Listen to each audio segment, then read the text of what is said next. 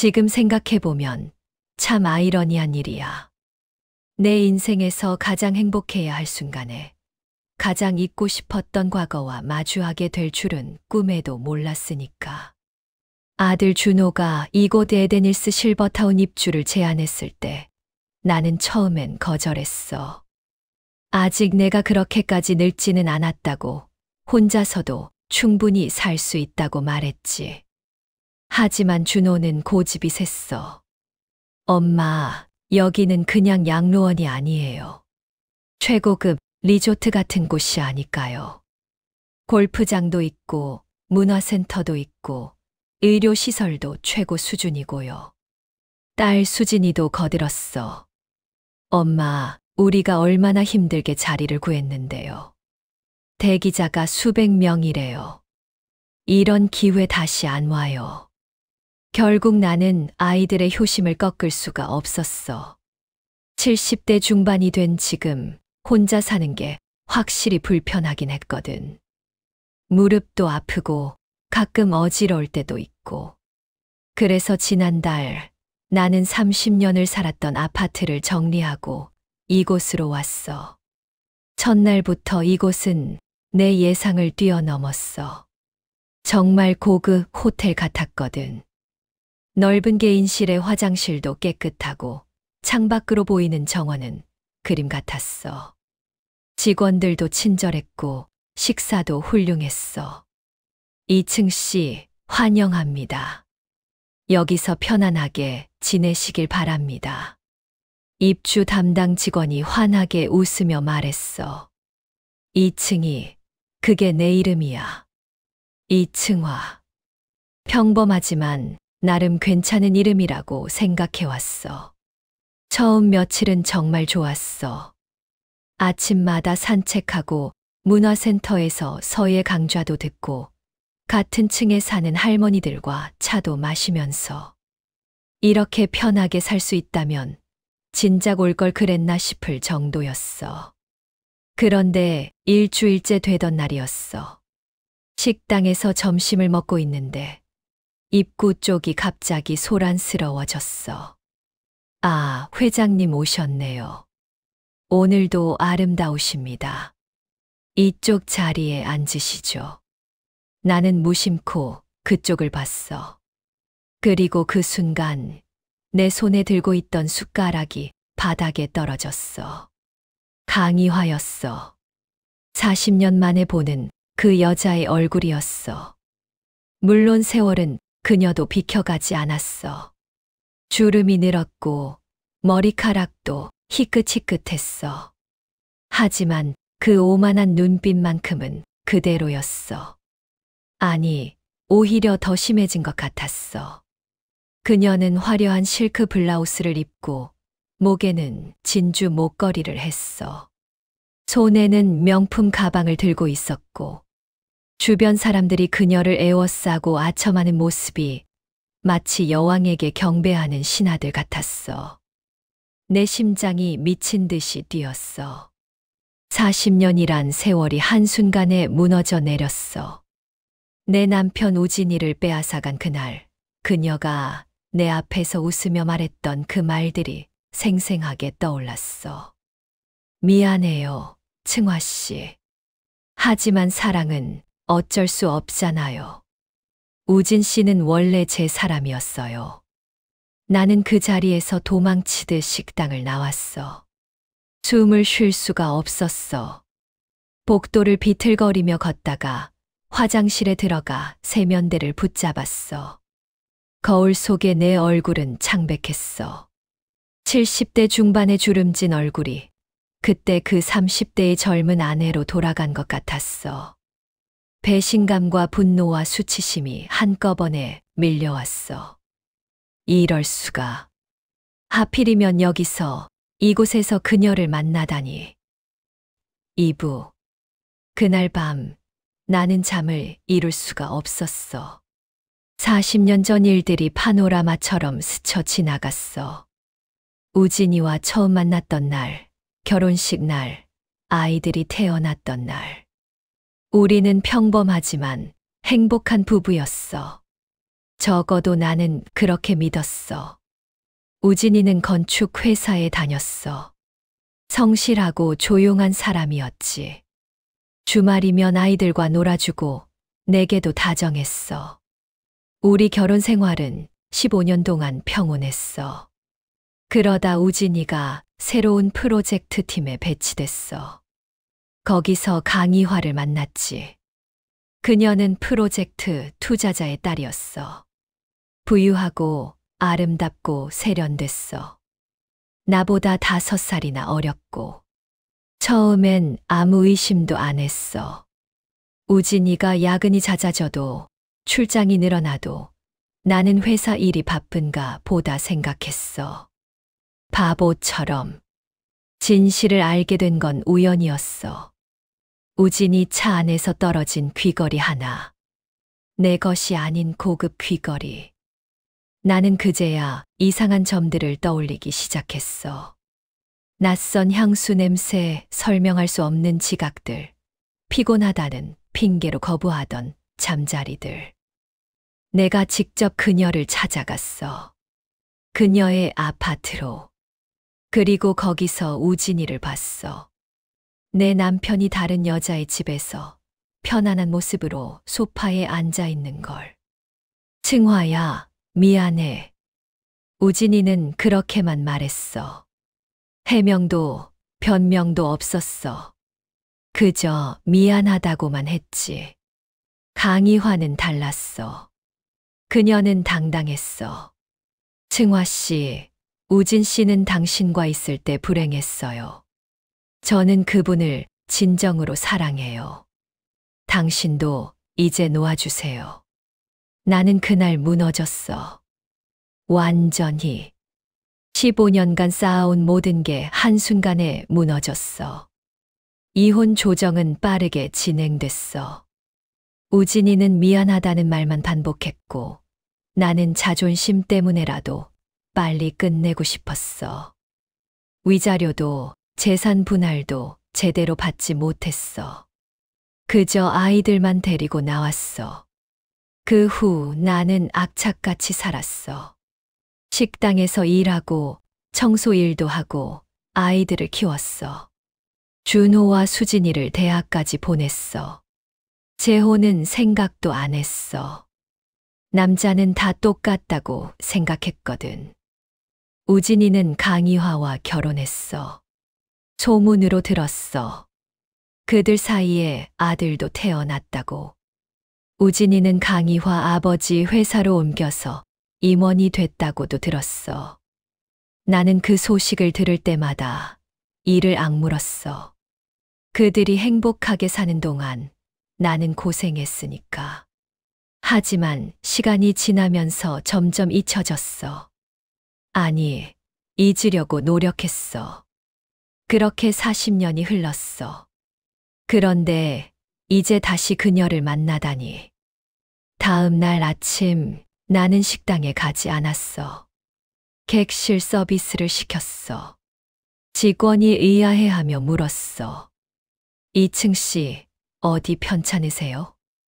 아니, 그냥 오늘은 방에서 먹고 싶어서. 하지만 영원히 피할 수는 없었어. 여기는 폐쇄된 공간이니까. 200명 정도의 노인들이 사는 이 실버타운에서 그녀를 계속 피할 수는 없었어. 사흘째 되던 날, 나는 용기를 내서 식당으로 갔어. 점심시간을 일부러 늦춰서 사람이 적을 때를 택했어. 구석 자리에 앉아서 조용히 식사를 하고 있는데 누군가 내 옆에 섰어. 새로 오신 분이시죠? 나는 천천히 고개를 들었어. 60대 후반으로 보이는 여자였어. 단정한 옷차림에 온화한 인상이었어. 네, 지난주에 왔어요. 저는 302호에 사는 박혜숙이에요. 반가워요. 혜숙 씨는 자연스럽게 내 맞은편에 앉았어. 여기 적응하시는데 힘드시죠? 저도 처음엔 그랬어요. 하지만 곧 익숙해질 거예요. 고마워요. 혜숙 씨는 친절했어. 이것저것 설명해주고 어디가 좋은지, 어떤 프로그램이 재미있는지 알려줬어. 참, 조심하실 분이 한 분 계세요. 계숙 씨가 목소리를 낮췄어. 강희화 씨요. 아까 식당 입구에서 보셨을 거예요. 내 심장이 철렁했어. 무슨 말씀이세요? 여기서 여왕벌 행세를 하시거든요. 돈이 많으니까 직원들도 그분 비위 맞추고 다른 어르신들도 함부로 못해요. 근데 성격이 좀 까다로우세요. 마음에 안 드는 사람 있으면 은근히 괴롭히시고. 계숙 씨는 계속 말했어. 저희 친구 한 분도 그분한테 찍혀서 정말 힘들어 하다가 결국 다른 곳으로 옮겼어요. 그분이 이사회에 엄청난 기부금을 냈거든요. 그래서 원장님도 그분 눈치를 봐요. 나는 숨을 깊이 들이마셨어. 왜 그런 짓을 하시는 거예요? 계숙 씨가 어깨를 으쓱했어. 글쎄요. 권력욕이 강하신가 봐요. 여기서라도 위에 있고 싶으신 거 아닐까요? 인생이 그렇게 행복하지 않았나 봐요. 행복하지 않았다고, 강희화가. 나는 쓴웃음이 나왔어. 내 남편을 빼앗아서 부유하게 살았으면서 뭐가 불행했다는 거야.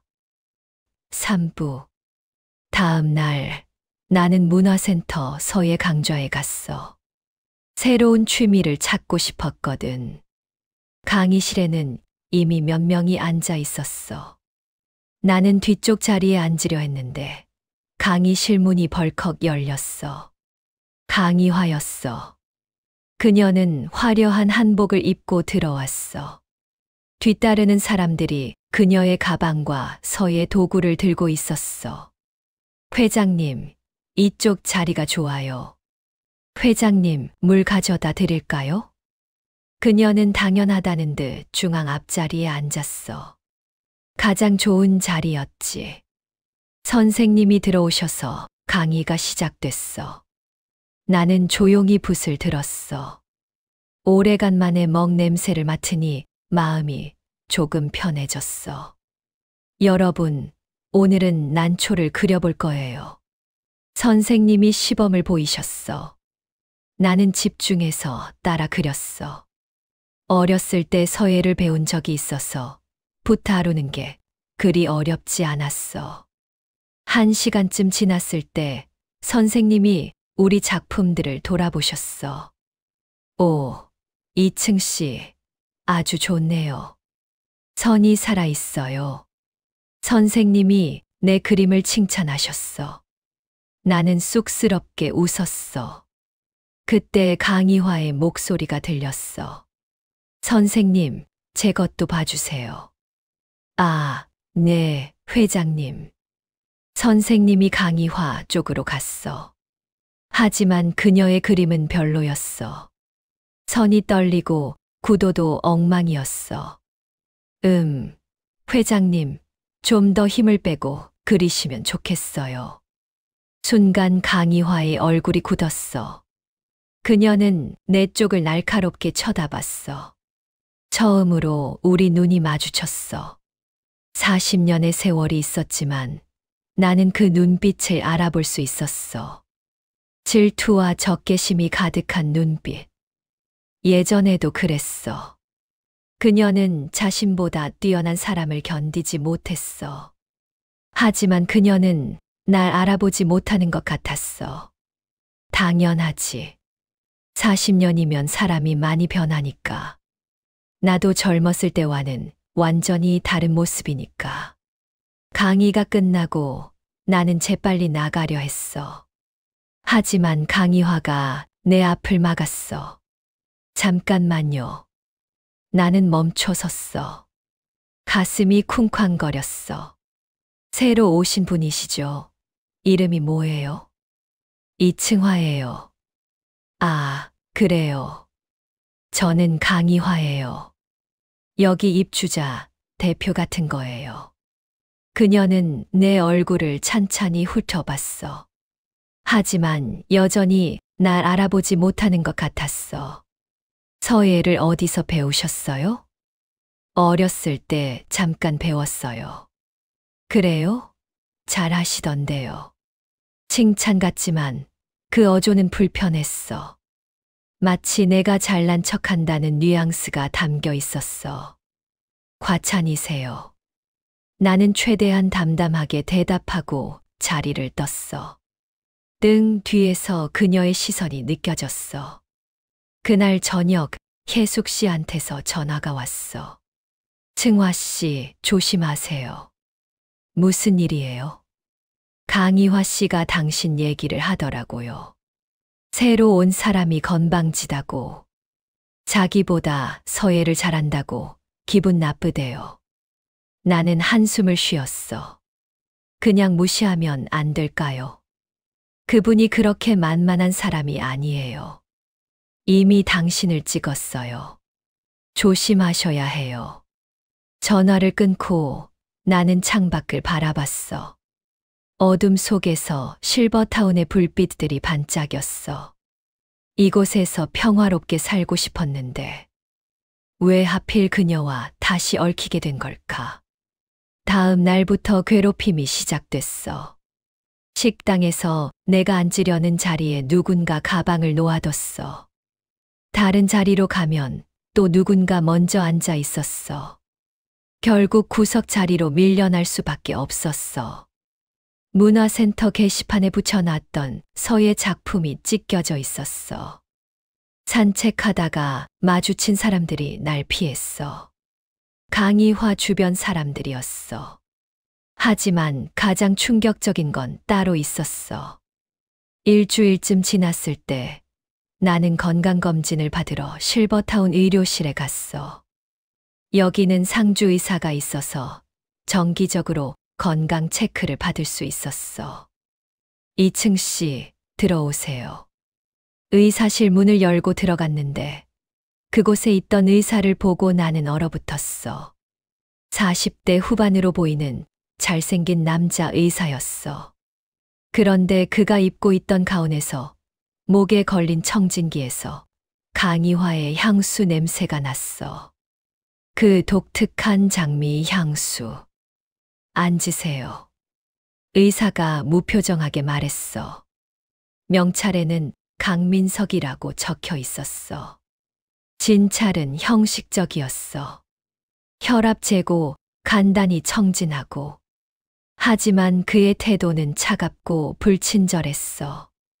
별 문제 없으시네요. 다음 달에 다시 오세요. 감사합니다. 나는 서둘러 나왔어. 복도에서 숨을 고르는데 간호사 2명이 지나가면서 수군거리는 소리가 들렸어. 강 선생님이랑 회장님이랑 그런 사이래. 그러게. 둘이 딱 봐도 그렇잖아. 나이 차이가 좀 나긴 하지만. 회장님 돈이 얼마나 많은데. 강 선생님 입장에선 나쁘지 않겠지. 나는 그 자리에 굳어버렸어. 강희화가 그 의사와 내연 관계라고. 그것도 여기서. 4부. 그날 밤 나는 인터넷으로 강희화를 검색해봤어. 놀라운 사실들이 나왔어. 강희화는 10년 전에 남편을 잃었어. 우진이가 심장마비로 갑자기 사망했다는 기사가 있었어. 장례식 사진도 있었어. 상주로 서 있는 강희화와 그녀의 아들. 아들 이름은 우재민이었어. 우진이의 성을 따랐구나. 기사에 따르면 재민이는 아버지 회사를 물려받았지만 경영에는 관심이 없고 예술 활동을 한다고 했어. 더 검색해보니 재민이와 강희화의 사이가 좋지 않다는 소문이 있었어. 재민이가 어머니와 연을 끊고 따로 산다는 얘기도 있었어. 나는 우진이 사망 소식에 복잡한 감정이 들었어. 그래도 한때는 내 남편이었으니까. 15년을 함께 살았으니까. 그가 죽었다는 게 믿기지 않았어. 하지만 동시에 강희화에 대한 분노가 더 커졌어. 그녀는 우진이와 행복하게 살다가 그가 죽고 이제 다른 남자와 또 즐기고 있는 거잖아. 그것도 자기보다 한참 어린 남자와. 며칠 뒤 나는 혜숙 씨와 산책을 하고 있었어. 가을 햇살이 따스했어. 승화 씨, 요즘 힘드시죠? 혜숙 씨가 조심스럽게 물었어. 괜찮아요. 익숙해지려고 노력하는 중이에요. 강희화 씨가 당신을 계속 견제하는 것 같던데요. 나는 한숨을 쉬었어. 왜 저를 그렇게 싫어하는 걸까요? 전혀 모르는 사이인데. 혜숙 씨가 고개를 저었어. 그분은 원래 그래요. 자기보다 뭔가 잘하는 사람을 견디지 못해요. 서예도 그렇고 승화 씨가 조용하지만 품이 있어 보이는 것도 그분 마음에 안 드나 봐요. 우리는 벤치에 앉았어. 혜숙 씨가 주변을 둘러보고 나서 더 작은 목소리로 말했어. 사실 강희화 씨 평판이 좋지 않아요. 돈으로 사람들 입막음하고 마음에 안 드는 사람 쫓아내고. 여기 이사회에도 부정이 있다는 소문이 있어요. 무슨 부정이요? 시설 관리비를 부풀려서 청구한다든가, 의료비를 조작한다든가. 강희화 씨가 이사회 이사거든요. 그분이 원장님이랑 짜고 입주민들 돈을 빼먹는다는 얘기가 있어요. 나는 놀라서 혜숙 씨를 봤어. 증거는 있나요? 증거가 있으면 진작 신고했겠죠. 다들 의심만 할 뿐이에요. 강 선생님, 그러니까 의사 선생님도 한패래요. 과잉 진료하고 비싼 약 처방하고. 나는 머릿속이 복잡해졌어. 강희화는 여전히 탐욕스러운 거야. 예전에도 그랬어. 우진이의 돈, 그녀 아버지의 재산, 모든 걸 다 가지려고 했어. 혜숙 씨, 혹시 그 부정에 대해 조사한 사람 있어요? 한 분 계셨어요. 작년에 퇴직한 회계사 출신이셨는데 이상한 점을 발견하고 조사하려 했대요. 그런데 갑자기 다른 곳으로 옮기셨어요. 강희화 씨가 뭔가 했다는 소문이 있었죠. 나는 결심했어. 그냥 당하고만 있을 수는 없어. 강희화의 비리를 폭로해야겠어. 40년 전에는 그녀한테 졌지만 이번에는 아니야. 하지만 혼자서는 어려워. 도움이 필요해. 그날 저녁 나는 인터넷으로 우재민을 찾아봤어. 그는 SNS를 하고 있었어. 인스타그램에 그의 그림들이 올라와 있었어. 재능 있는 화가인 것 같았어. 추상화들이 감성적이고 깊이가 있었어. 최근 게시물을 보니 서울 인사동에서 개인전을 연다고 했어. 나는 그의 프로필을 오래 들여다봤어. 이 사람, 우재민. 기술적으로는 우진이 아들이지만 나한테도 특별한 의미가 있는 사람이야. 우진이 나를 떠나서 낳은 아이. 내 아이들의 이복 형제. 재민이가 어머니와 사이가 나쁘다면 어쩌면 내 편이 될 수도 있어. 물론 그가 날 도와줄 이유는 없어. 하지만 시도는 해봐야지. 나는 재민이에게 메시지를 보냈어. 안녕하세요, 재민 씨. 저는 이층화라고 합니다. 당신 어머니와 같은 실버타운에 사는 사람입니다. 할 이야기가 있는데 만나뵐 수 있을까요? 메시지를 보내고 나니 불안했어. 그가 답장을 할까? 만약 강희화한테 이 얘기를 한다면 어떻게 하지? 다음 날 아침 답장이 와 있었어. 어머니와 관련된 일이라면 관심 없습니다. 죄송합니다. 예상했던 반응이었어. 나는 다시 메시지를 보냈어. 당신 어머니가 실버타운에서 부정을 저지르고 있습니다. 많은 노인들이 피해를 보고 있어요. 당신이 몰랐다면 알아야 한다고 생각해서 연락했습니다. 한참 뒤에 답장이 왔어. 증거가 있습니까? 아직은 없습니다. 하지만 찾을 수 있습니다.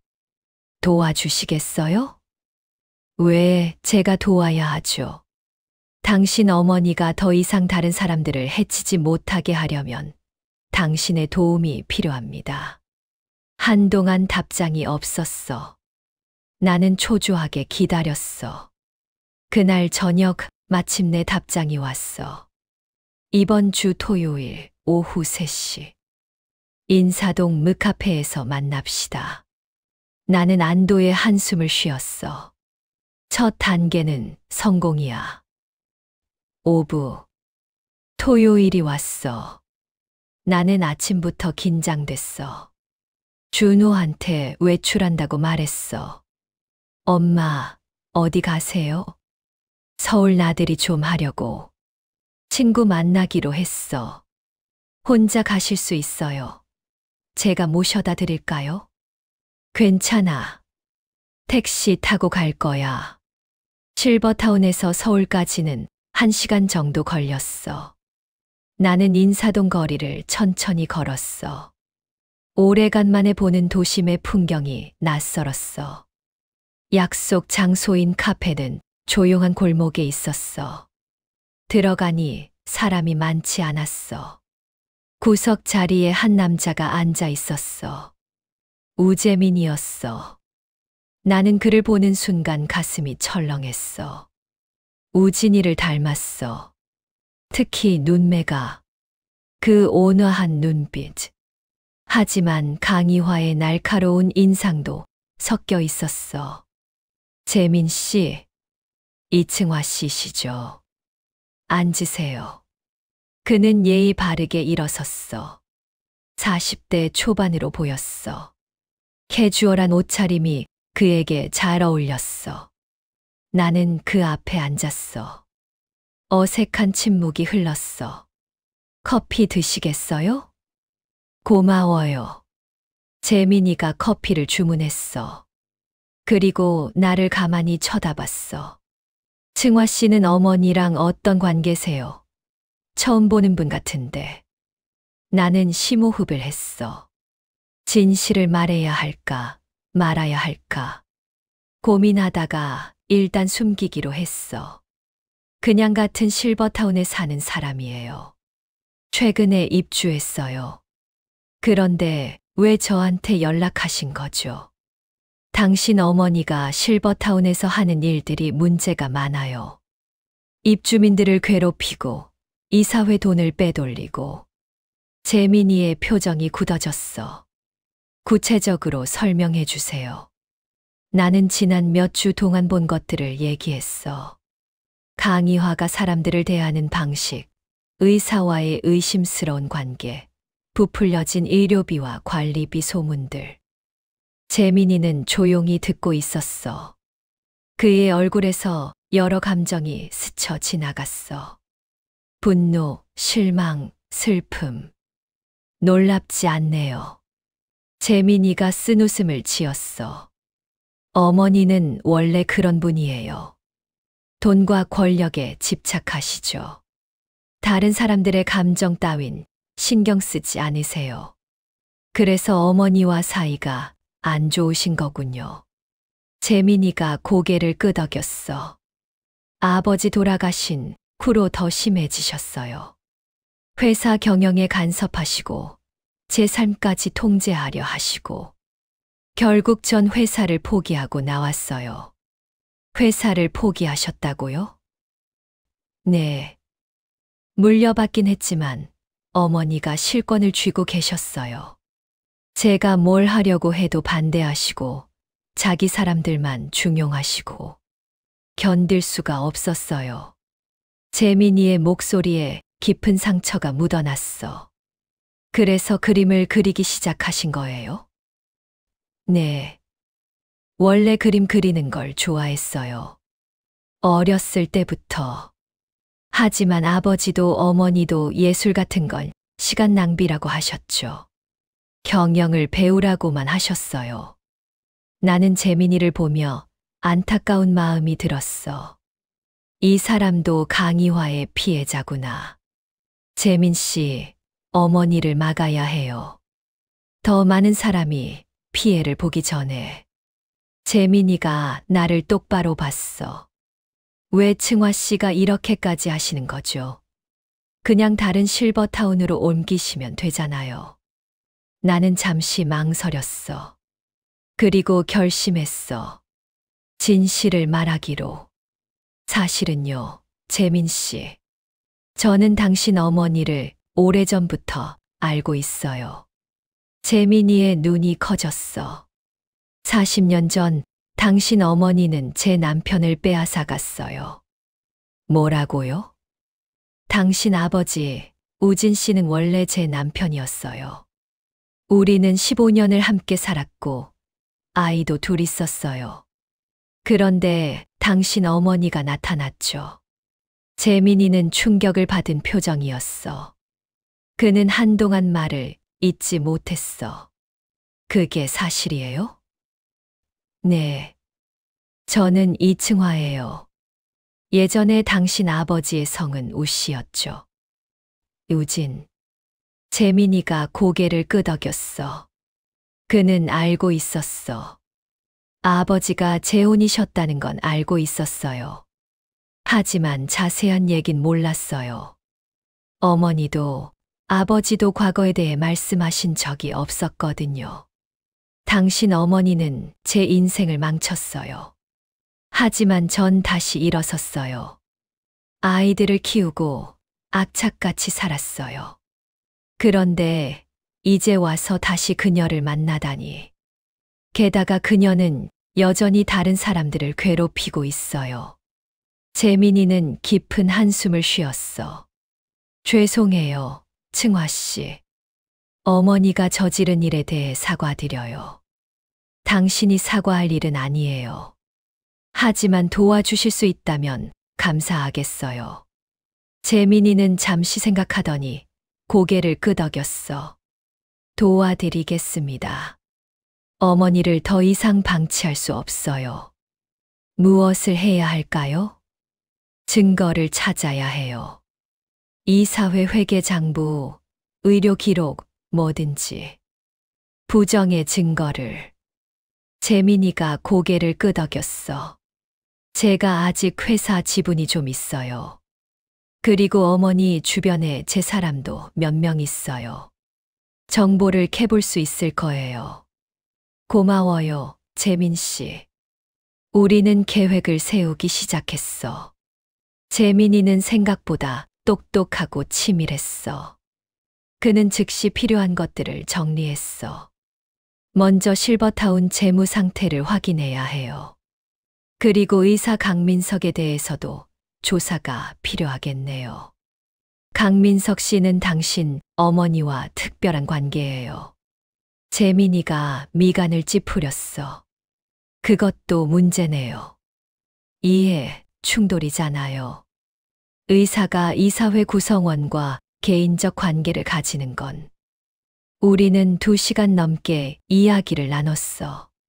카페를 나올 때쯤 나는 재민이에게 물었어.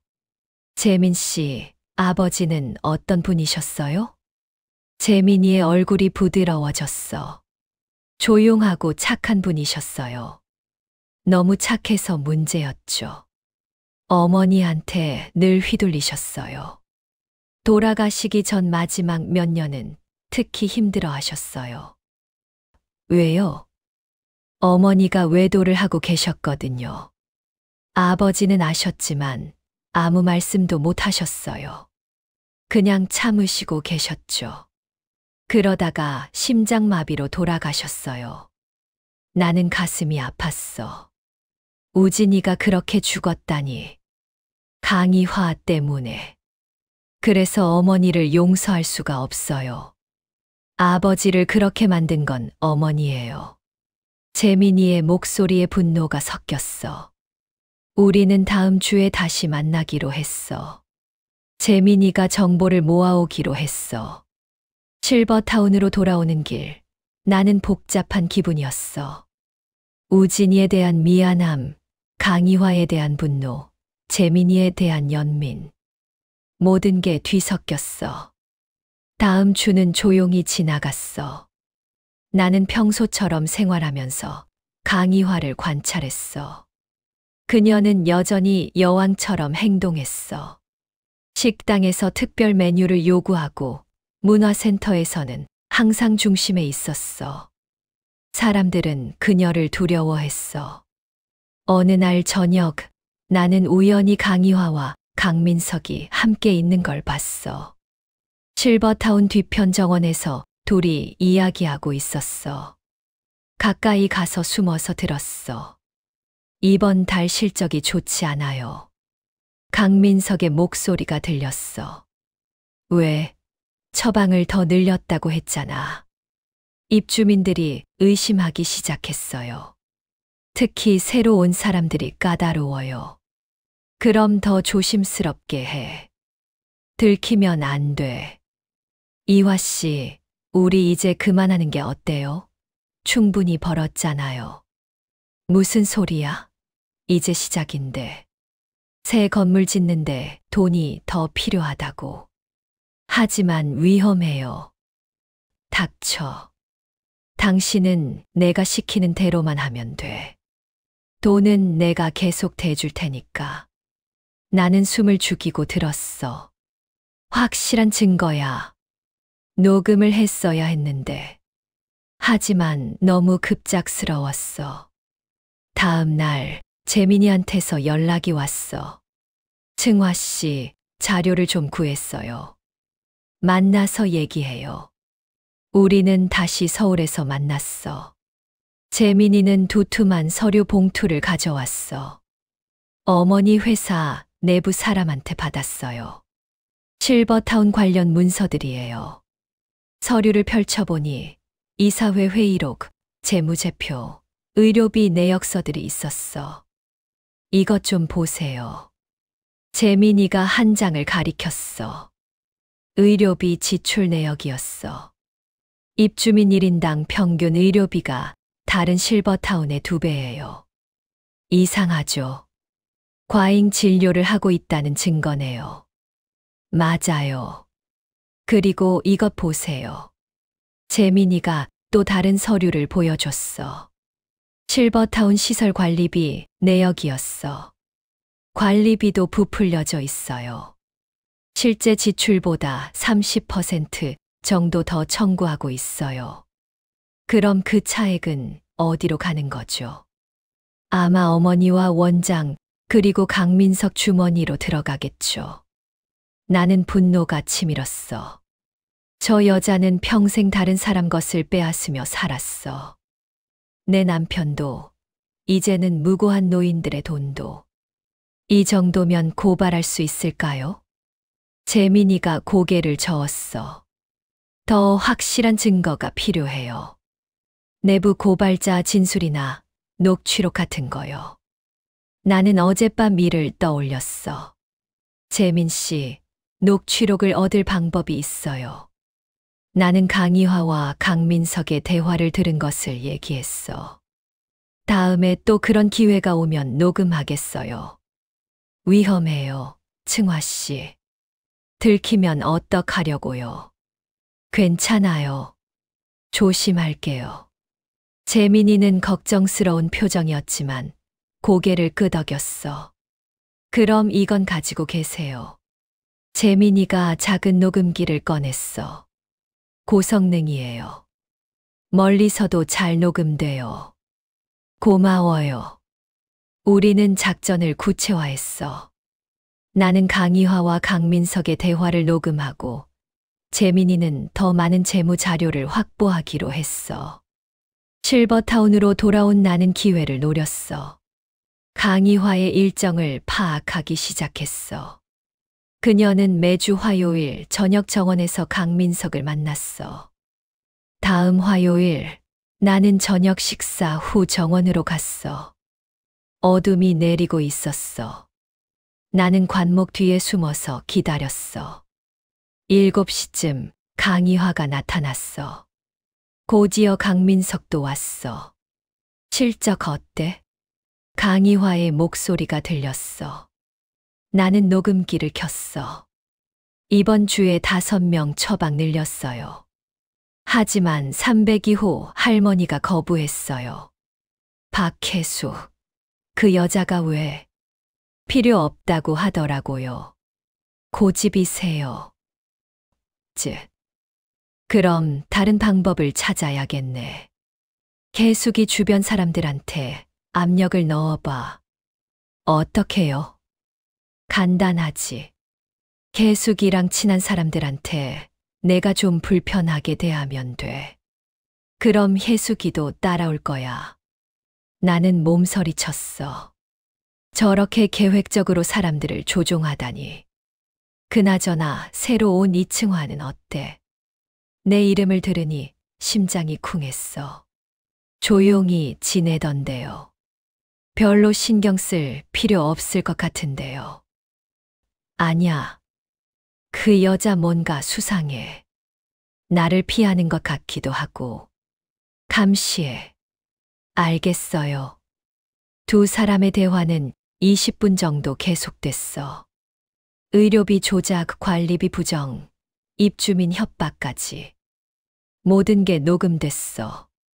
대화가 끝나고 두 사람이 떠났어. 나는 안도의 한숨을 쉬며 녹음기를 확인했어. 완벽했어. 그날 밤 재민이한테 메시지를 보냈어. 증거 확보했어요. 곧바로 답장이 왔어. 좋아요. 이번 주말에 만나요. 변호사도 데리고 갈게요. 나는 드디어 끝이 보이는 것 같았어. 40년 묵은 원한을 갚을 날이 다가오고 있었어. 하지만 다음 날 예상치 못한 일이 벌어졌어. 아침에 일어나서 문을 열었는데 복도에 사람들이 모여 있었어. 모두 수근거리고 있었어. 무슨 일이에요? 혜숙 씨가 창백한 얼굴로 나를 봤어. 승화 씨, 큰일 났어요. 왜요? 401호 할머니가 어젯밤에 쓰러지셨대요. 약 과다 복용이래요. 나는 깜짝 놀랐어. 지금 어떻게 되셨어요? 병원으로 옮겨졌는데 위독하대요. 자살 시도로 보인대요. 자살이라고요? 혜숙 씨가 고개를 끄덕였어. 근데 이상한 게 그 할머니는 평소에 우울증 같은 거 없으셨거든요. 오히려 밝으신 분이었어요. 나는 불길한 예감이 들었어. 401호 할머니는 최근에 강희화와 갈등이 있었던 분이야. 식당 자리 문제로 다툰 적이 있었어. 약이 뭐였대요? 수면제요.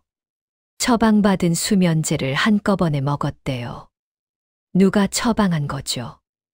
혜숙 씨가 작은 목소리로 말했어. 강민석 선생님이요. 나는 온몸이 얼어붙었어. 이건 사고가 아니야. 강희화와 강민석이 뭔가 했을 거야. 그날 오후 실버타운은 긴장 상태였어. 원장이 전체 회의를 소집했어. 여러분, 안타까운 일이 발생했습니다. 하지만 조사 결과 자살 시도로 판명됐습니다. 실버타운 측에는 아무 문제가 없습니다. 그런데 왜 그분이 그런 선택을 하셨을까요? 누군가 물었어. 개인적인 사정이 있으셨던 것 같습니다. 더 이상 이 문제로 불안해하지 마시고 평소처럼 생활하시기 바랍니다. 회의가 끝나고 나는 혜숙 씨를 따로 만났어. 혜숙 씨, 이거 이상하지 않아요? 401호 할머니가 왜 갑자기 자살을 하려고 했겠어요? 저도 그게 의심스러워요. 분명 뭔가 있을 거예요.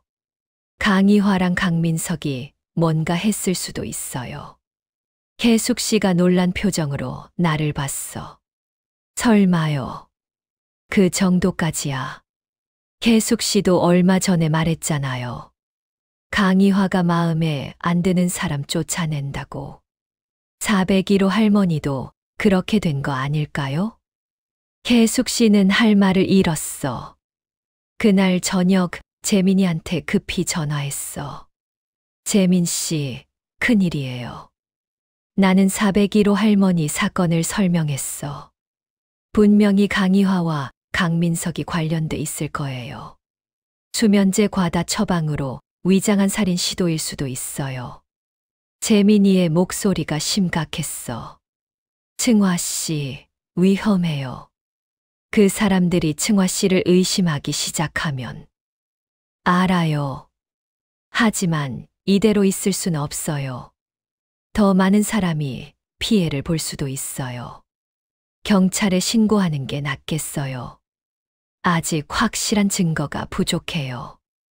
녹음 파일만으로는 부족할 거예요. 재민이가 한숨을 쉬었어. 변호사랑 상의해 볼게요. 어떻게 하는 게 최선인지. 전화를 끊고 나는 불안했어. 혹시 강희화가 날 의심하고 있는 건 아닐까? 어젯밤 정원에서 들켰을 수도 있어. 다음 날 불안은 현실이 됐어. 아침 일찍 누군가 내 방문을 두드렸어. 문을 열자 강민석이 서 있었어. 2층 씨, 긴급 건강검진을 받으셔야 해요. 왜요? 전 괜찮은데요. 원장님 지시예요. 401호 사건 이후로 전 입주민 정신건강 체크를 하기로 했어요. 나는 거부할 수 없었어. 의료실로 따라갔어. 검진실에 들어가자 강민석이 문을 잠갔어. 나는 심장이 쿵쿵 뛰었어. 2층 씨, 어제 저녁에 어디 계셨어요? 제 방에 있었어요. 정말요? 누가 봤나요? 혼자 있었어요. 강민석이 가까이 다가왔어. 그의 눈빛이 차갑고 날카로웠어. 2층 씨, 혹시 정원에 나가신 적 없으세요? 나는 최대한 침착하게 대답했어. 아니요. 왜 그러세요? 그냥 확인차 물어본 거예요. 혹시 최근에 불안하거나 우울하진 않으세요? 아니요. 전 괜찮아요. 강민석이 처방전을 쓰기 시작했어. 그래도 예방 차원에서 약을 좀 드리죠. 수면제와 안정제예요. 필요 없어요. 전 잠도 잘 자고 있어요. 아니에요. 드셔야 해요. 원장님 지시예요. 강민석이 약병을 내 손에 쥐어줬어. 나는 거부할 수가 없었어. 의료실을 나와서 나는 곧바로 약을 쓰레기통에 버렸어. 이 약을 먹으면 안 돼. 401호 할머니처럼 될 수도 있어. 그날 오후 강희화가 내 방으로 찾아왔어. 승화 씨, 잠깐 이야기 좀 할 수 있을까요? 나는 문을 열어줬어. 강희화는 우아하게 들어와서 소파에 앉았어. 요즘 어떻게 지내세요? 잘 지내고 있어요. 그래요? 제가 보기엔 좀 불안해 보이시던데요. 강희화가 날카로운 눈으로 나를 쳐다봤어. 승화 씨, 혹시 저를 아시나요? 예전에 만난 적 있으신 것 같은데. 내 심장이 멎는 것 같았어. 하지만 나는 담담하게 대답했어. 처음 뵙는데요. 이상하네요. 자꾸 익숙한 느낌이 들어서요. 강희화가 자리에서 일어났어. 아무튼 조심하세요. 요즘 실버타운이 안전하지 않으니까요. 특히 혼자 밤에 돌아다니지 마세요. 그것은 명백한 협박이었어.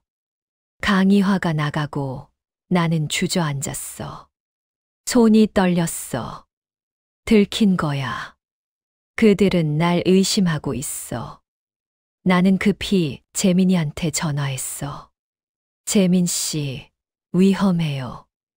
그들이 날 의심하고 있어요.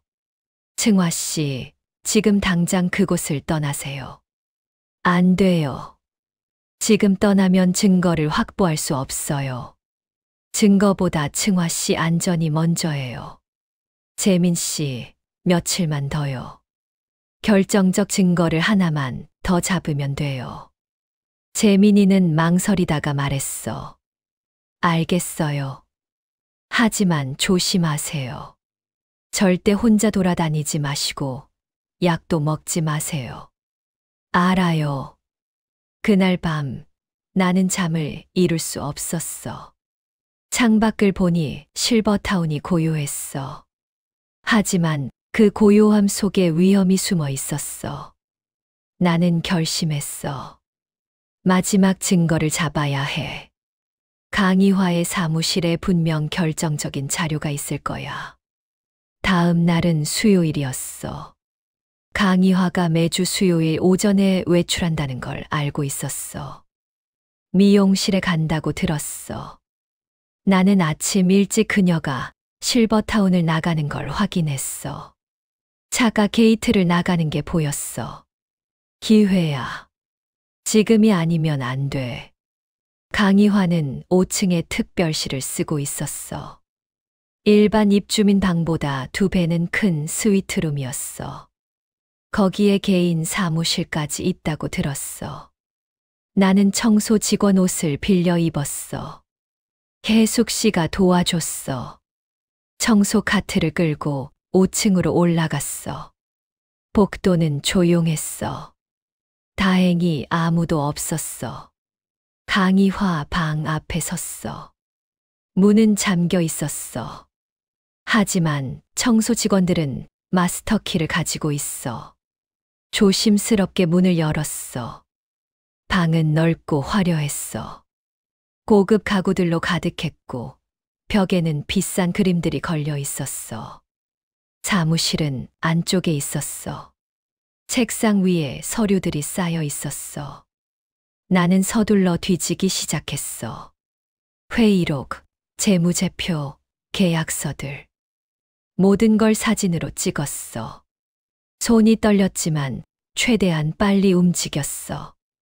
그때 서랍에서 노트 하나를 발견했어. 강희화의 필체로 뭔가 적혀 있었어. 입주민 관리 노트.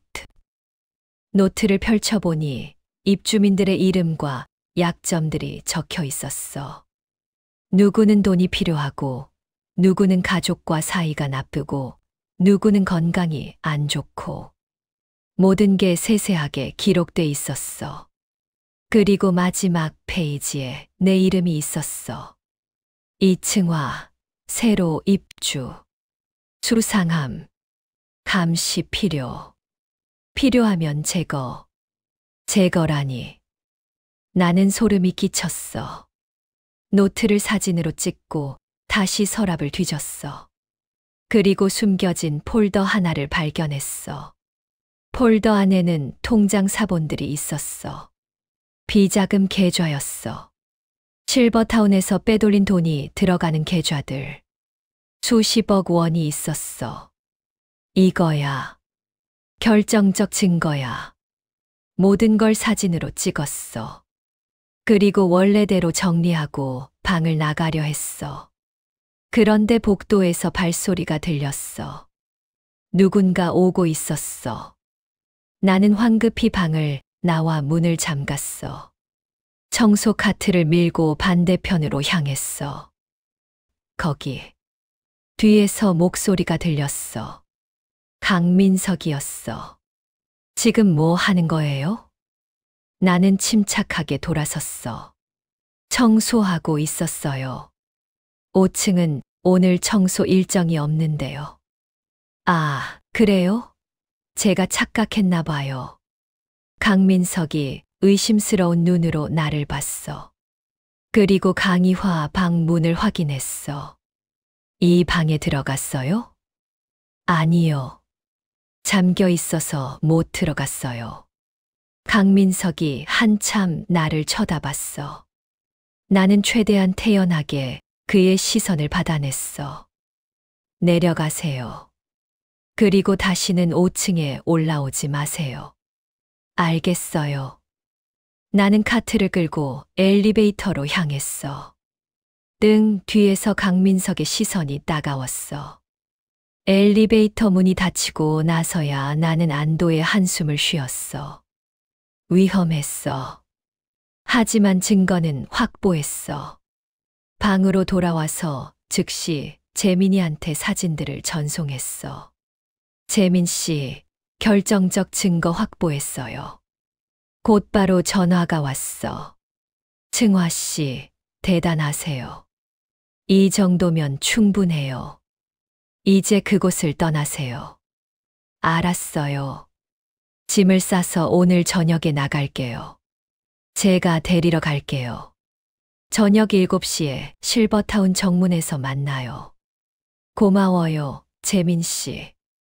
나는 서둘러 짐을 쌌어. 많지 않았어. 옷 몇 벌과 필요한 물건들만. 오후 5시쯤 혜숙 씨가 찾아왔어. 승화 씨, 떠나시는 거예요. 네. 급한 일이 생겨서요. 혜숙 씨가 걱정스러운 표정을 지었어. 강희화가 뭔가 눈치챈 것 같아요. 아까 저한테 승화 씨 얘기를 물어봤어요. 뭐라고 물어봤어요? 승화 씨가 평소에 뭘 하는지, 누구랑 연락하는지. 저는 모른다고 했어요. 고마워요, 혜숙 씨. 걱정 마세요. 곧 모든 게 해결될 거예요. 혜숙 씨가 내 손을 꼭 잡았어. 조심하세요. 그 사람들 위험해요. 알아요. 혜숙 씨가 가고 나는 시계를 봤어. 6시 30분. 조금만 더 기다리면 돼. 그때 문을 두드리는 소리가 들렸어. 승화 씨, 저예요. 강희화의 목소리였어. 나는 숨을 고르고 문을 열었어. 강희화가 서 있었고 그 옆에 강민석도 있었어. 여행 가시나 봐요? 강희화가 내 가방을 보며 말했어. 네, 급한 일이 있어서요. 그래요? 아쉽네요. 우리 좀 더 친해지려 했는데. 강희화가 방 안으로 들어왔어. 강민석도 따라 들어왔어. 나는 불안했지만 막을 수가 없었어. 승화 씨, 이제 솔직해지시죠. 무슨 말씀이세요? 강희화가 내 눈을 똑바로 봤어. 당신이 누군지 알아냈어요. 이승화. 아니, 우승화라고 해야 하나요? 나는 심장이 멎는 것 같았어. 우진 씨의 전처. 맞죠. 더 이상 숨길 수 없었어. 나는 고개를 끄덕였어. 그래요. 맞아요. 난 우진의 전처예요. 강희화가 비웃었어.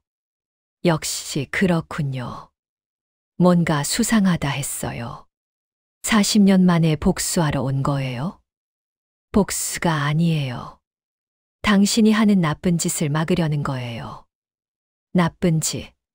내가 뭘 했는데. 입주민들 돈을 빼돌리고, 과잉 진료하고, 사람들을 협박하고, 401호 할머니한테도 뭔가 했잖아요. 강희화의 얼굴이 굳었어. 증거라도 있어요? 있어요.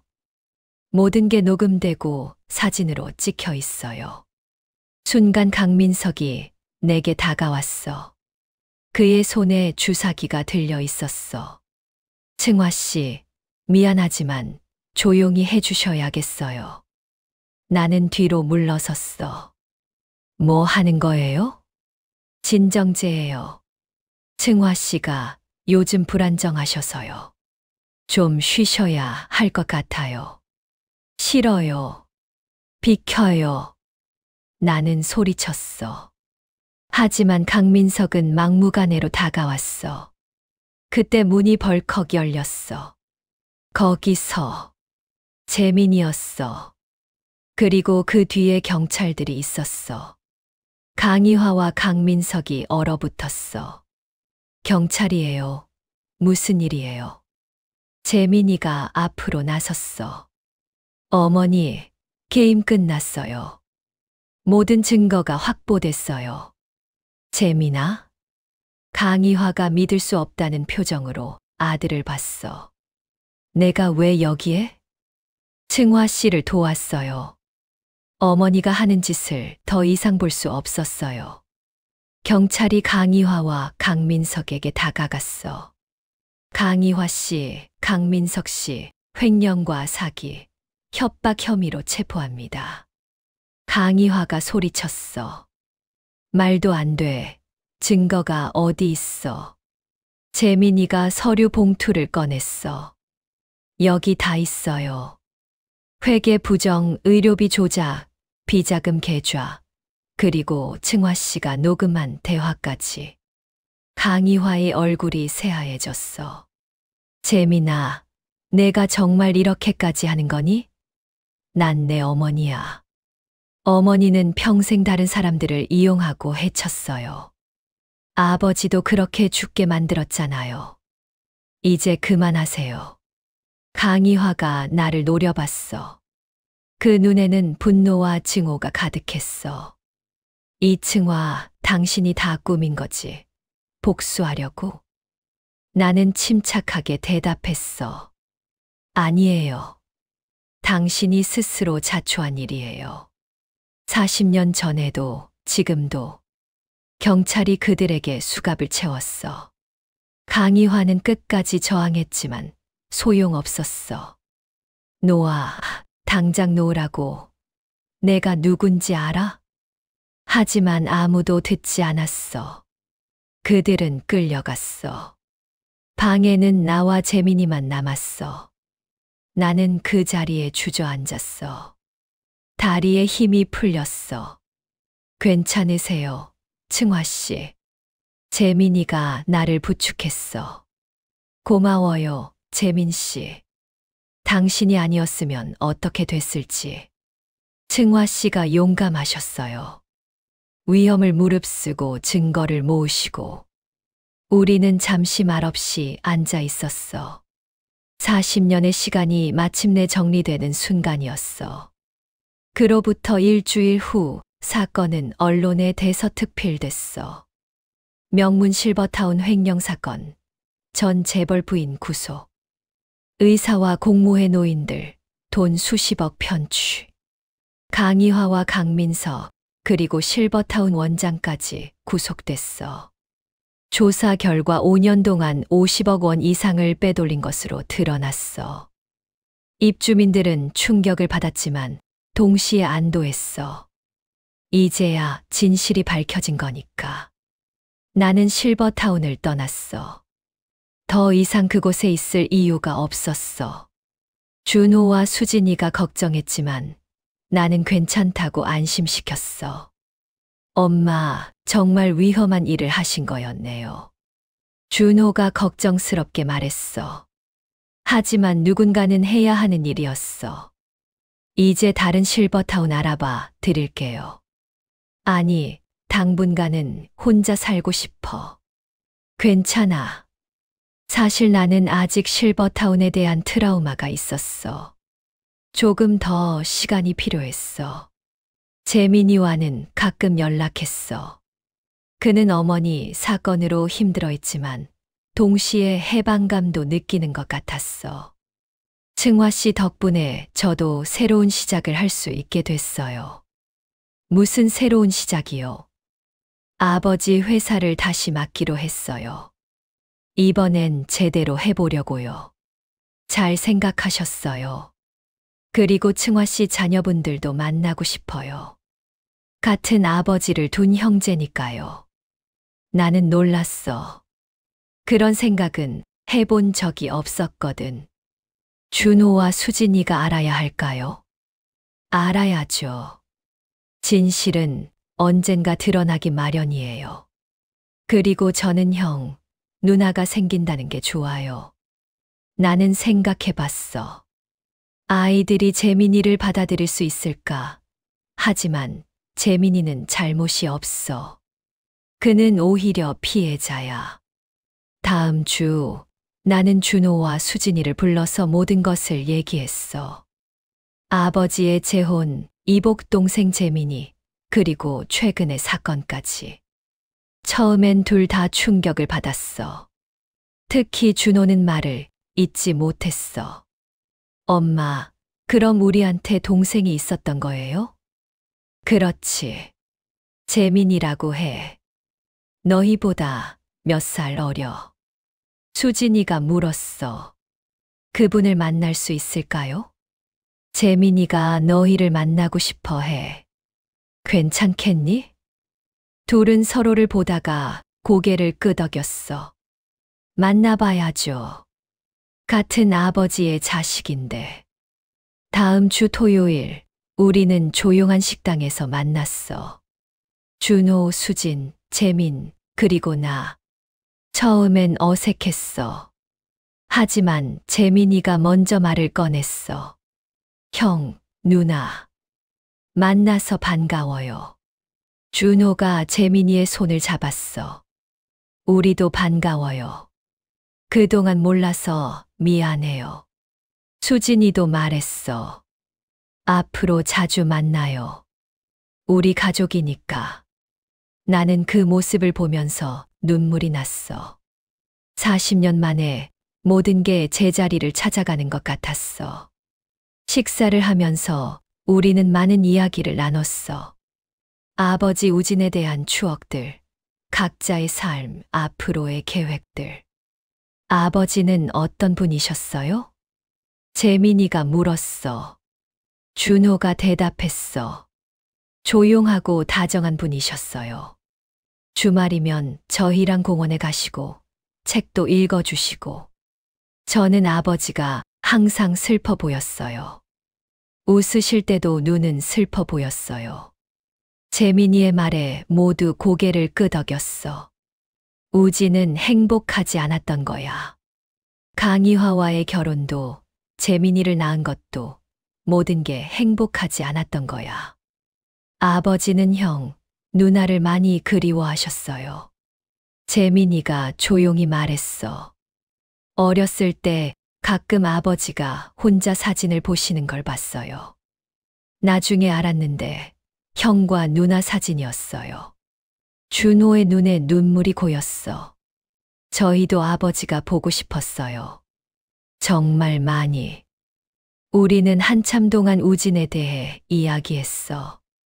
그리고 우리 모두 그를 사랑했다는 걸, 그리고 그가 우리를 사랑했다는 걸 확인했어. 식사가 끝나고 재민이가 나를 따로 불렀어. 승화 씨, 아니 어머니. 나는 깜짝 놀랐어. 어머니라고 불러도 될까요? 제 친어머니는 이제 제게 어머니가 아니에요. 그분은 아버지를 불행하게 만들었고, 저도 불행하게 만들었어요. 하지만 어머니는 아버지를 진심으로 사랑하셨고, 형과 누나를 훌륭하게 키우셨어요. 나는 할 말을 잃었어. 재민아, 고마워. 하지만 난 내 어머니가 아니야. 혈연은 아니지만 마음으로는 어머니예요. 제게 가족을 돌려주셨잖아요. 나는 재민이를 꼭 안아줬어. 이 아이도 피해자였어. 강희화의, 그리고 운명의. 그래, 재민아. 우리 가족이 되자. 그날 이후로 우리는 자주 만났어. 준호, 수진, 재민. 세 남매는 금방 가까워졌어.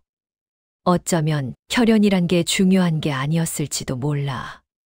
진심이 중요한 거지. 1년이 지났어. 강희화는 1심에서 징역 7년을 선고받았어. 강민석은 5년. 실버타운 원장은 3년. 모두 항소했지만 형량이 크게 줄지는 않을 거야. 에덴힐스 실버타운은 새로운 운영진으로 바뀌었어. 재민이가 이사회에 들어가서 투명하게 운영되도록 감시하고 있어. 401호 할머니는 다행히 회복하셨어. 그리고 용기를 내서 강희화를 고소했어. 또 다른 피해자들도 나왔어. 모두 강희화의 괴롭힘과 협박으로 고통받았던 사람들이었어. 나는 작은 아파트에서 평온하게 살고 있어. 준호와 수진이가 자주 찾아오고 재민이도 일주일에 한 번은 와. 때로는 우진을 생각해. 그가 살아있다면 뭐라고 했을까? 아마 미안하다고 했겠지. 하지만 나는 이제 그를 용서했어. 그도 피해자였으니까. 오늘은 우진의 기일이야. 준호, 수진, 재민과 함께 묘소에 갔어. 우진의 묘비 앞에 꽃을 놓고 우리는 조용히 기도했어. 아빠, 우리 잘 살고 있어요. 준호가 말했어. 그리고 이제 우리 셋이 함께해요. 수진이가 덧붙였어. 재민이가 말했어. 아버지, 이제 편히 쉬세요.